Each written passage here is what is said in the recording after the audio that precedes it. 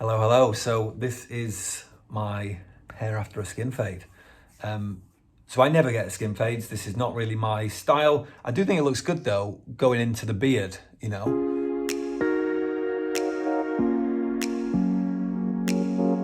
I'm Hairline Confessions, this is my channel, welcome. If you are new, make sure you subscribe. Go back through my videos, you'll see that I've documented my experience from being out there in Turkey. I had 3,500 grafts at Elite Hair in Turkey, and it was 2,300 at the front, 1,200 on top. So I was asked to get a skin fade, essentially to show off the donor area. So I will show you that in a second. I am 32 years old. I've never had a skin fade before. I'm not really sure it is my kind of cup of tea. I do think from the front it looks pretty good. So at the back, there are different types of skin fades. The barber did actually mention this to me, and he told me to say this in the video, that you can get what's called a tapered fade, which is basically where it's quite low down. So I could essentially have gone in with my hair like it was a minute ago and just asked for the bottom to be faded, you know, and that to be really short, whereas you keep in the rest of the length. Whereas right now, as you'll see in a sec, obviously it's kind of up to here where it's, you know, like a zero, which then shows off the scars. Obviously, I already have said that like the scars are visible, like it isn't great, and that actually my hair does look better when I grow it longer, because when I grow it longer, it completely covers it. You can't tell at all. Like until I told the barber I'd had a hair transplant, he did not know, which is obviously a compliment for the front, but also for the back. Whereas now it is very noticeable that I've had a transplant. So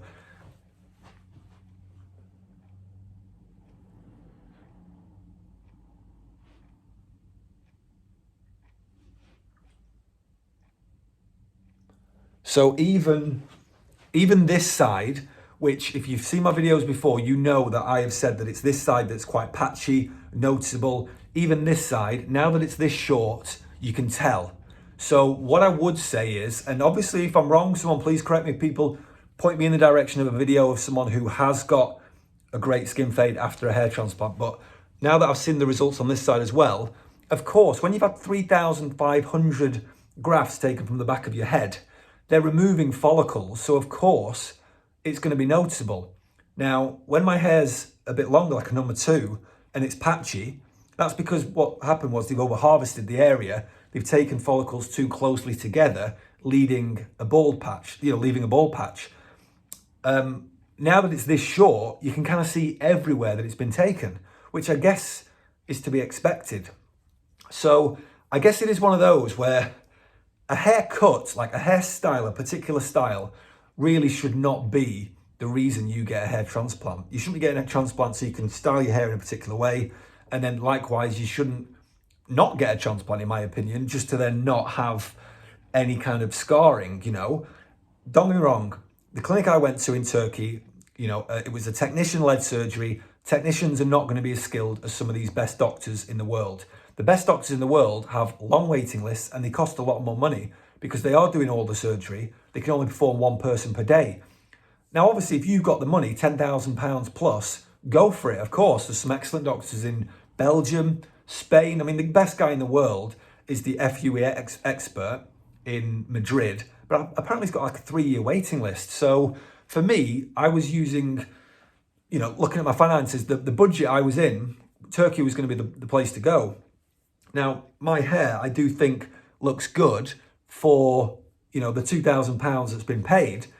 Don't forget I did the crown as well. That's why more grafts were taken from the back. But the downside of my transplant, of course, is the donor area.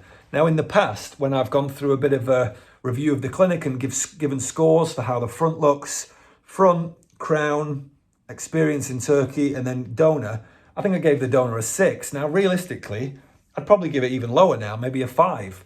But overall, I would still say my whole experience would be an 8 out of 10. Like, to go from what I did to this, I'd say is an 8 out of 10. And for me, I mean, the back of your head, other people see that, not you. I would rather see, when I look in the mirror, a full head of hair on the front. So moving forward, I don't think I would get a skin fade again for this reason. Hopefully you can see that pretty good. You know, I wouldn't get a skin fade again because obviously it's more noticeable, but also I don't think it is my style anyway, you know. So I would get just the tapered finish at the bottom, you know, so they do the tapered here and there, but then the rest is like a number 2 going into a, you know, fading into a whatever. So I would leave my hair longer at the back to prevent that.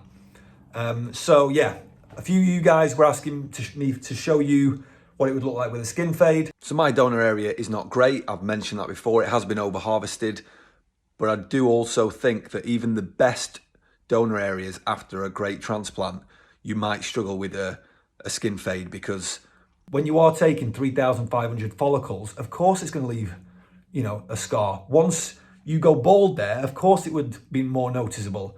Whereas when the hair is there and you grow it out and grow it longer, it covers it and you don't notice it at all. So moving forward, I'll definitely have my hair longer at the back. I do like it shorter the size here, I'm not going to lie, especially when it goes into a beard. But yeah, I don't think for the future I'll get that done again. Let me know what you think in the comments. One other person actually requested I shave the whole head. I'm not going to do that. It took 6 months to grow my hair back to a length on top that like I would want.